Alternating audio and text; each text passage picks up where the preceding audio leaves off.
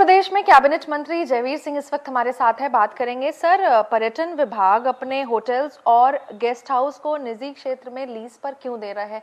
क्या कहीं ना कहीं कोई घाटा हो रहा था इससे? मामला घाटे का नहीं है जी। एक चीज आपको संज्ञान में लाना चाहेंगे कि 2016-17 में उत्तर प्रदेश में आने वाले पर्यटकों की संख्या लगभग 16 करोड़ थी जी। वहीं दूसरी ओर 2023 की बात करें, 2023 के दिसंबर तक 48 करोड़ से ज़्यादा पर्यटक आने में एक साल में हम लोग पहुँचे हैं जी।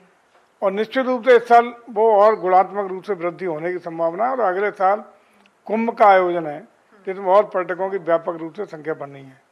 वहीं दूसरी ओर एक तरफ पर्यटक आवक बढ़ रही है, पर्यटकों की अपेक्षाएं बढ़ रही हैं।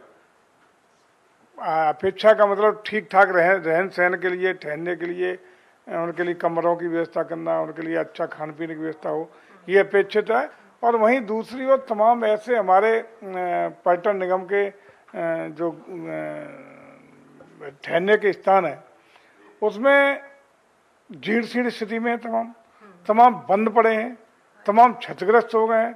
तमाम ऐसे हैं कि 98 से जिनमें भर्ती नहीं हुई है तो उसके फलस्वरूप सब कर्मचारी, अधिकारी, उसमें काम करने वाले लोग सेवानिवृत्त हो चुके हैं। तो वो बेहतरीन न सेवा दे पा रहे हैं या तमाम ऐसे थे जो किन्हीं कारणों से ठप पड़ गए। तो इनके स्थान पर उनको समुचित व्यवस्था के साथ, पूरी व्यवस्था के साथ रिनोवेट करके पर्यटकों को उपलब्ध हो सके। क्योंकि पर्यटकों की आवक बढ़ रही है तो व्यवस्था भी हमें चाक चौबंद करने की आवश्यकता है। इसी के दृष्टिगत 1999 में 98 में एक नीति लाई थी सरकार कि हम 5 साल के लिए इन स्थानों को प्राइवेट निवेशकों को उपलब्ध करा दें।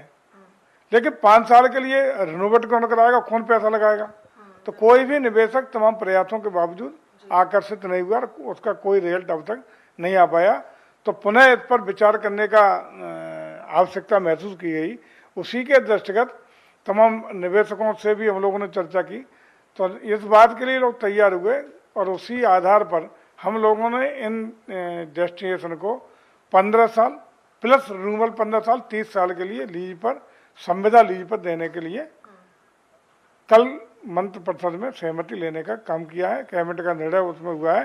वो हम लोग जो भी पर्यटक स्थल हैं उनको 30 साल के लिए 15 साल प्लस 15 साल के लिए प्राइवेट निवेशकों को देने का काम कर रहे हैं। तो सर, इससे कहीं ना कहीं पर्यटकों को अब ज्यादा सुविधाएं भी मिल सकेंगी? देखिए, सुविधाएं भी मिलेंगी, रोजी रोजगार के अवसर मिलेंगे और प्रदेश को रेवेन्यू भी मिलेगा। और उसके साथ ही साथ इसकी जो आय होगी उसकी आय का आधा हिस्सा पर्यटन निगम को जाएगा, आधा सरकार को प्राप्त होगा। तो सरकार के राजस्व में वृद्धि होगी। तमाम लोगों को रोजी रोटी जो उसमें काम करेंगे उनको रोजी रोजगार के अवसर भी मिलेंगे और बेहतरीन सुविधाएं पर्यटकों को भी मिल सकेंगी। बहुत शुक्रिया हमसे बात करने के लिए। तो आप सुन रहे थे पर्यटन और कैबिनेट मंत्री जयवीर सिंह को, जिनका साफ तौर पर कहना है कि जो पुराना शासन है उसको कहीं ना कहीं चेंज करने की जो एक प्रकृति है वो करते हुए कुछ स्टेशन के जो नाम है वो चेंज कर दिए गए हैं। लखनऊ से वीडियो जर्नलिस्ट दीपक के साथ मैं निकिता सरीन, इंडिया न्यूज के लिए।